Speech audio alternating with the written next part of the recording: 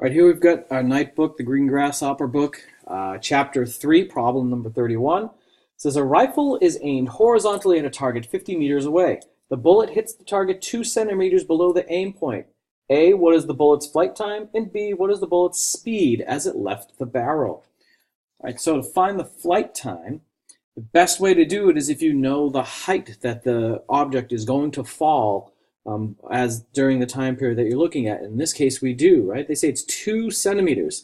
You see up here, my lovely drawing shows that, again, 2 centimeters. 2 centimeters, we want it in meters, so we're going to divide that number by 100 to get the fact that the bullet fell 0.02 meters.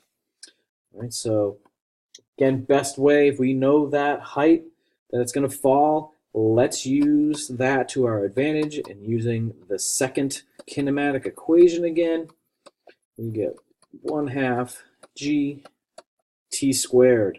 If we take this point right here where the bullet leaves the rifle to be the origin, then that is 0, and any height that it falls, any distance that it falls, that'll be your y.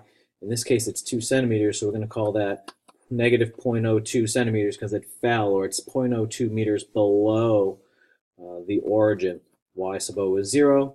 It's horizontally shot. There's no angle to it. It isn't going up like this. It wasn't shot downwards, right? So that means that V sub OY is also 0. There's no Y component of the speed when it leaves the rifle.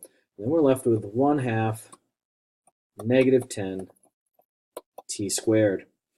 Solving for t, we find that it takes 0.00632 seconds to reach the target.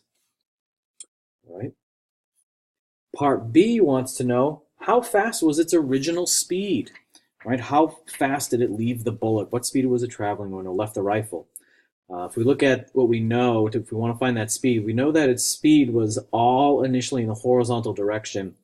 So we're going to have to look at horizontal information in order to solve this problem.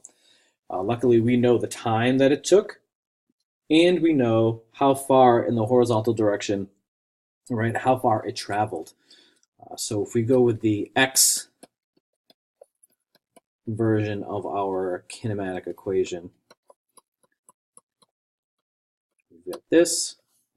X sub O will be 0. We know that x is 50.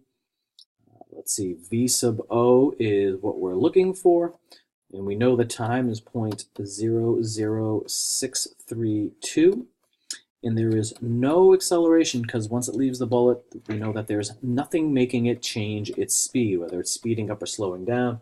So we find that when we take 50 and we divide it by 0.00632, we find that it was traveling at 790.6 meters per second when it left the rifle. All right, so that was problem number 31 from chapter 3.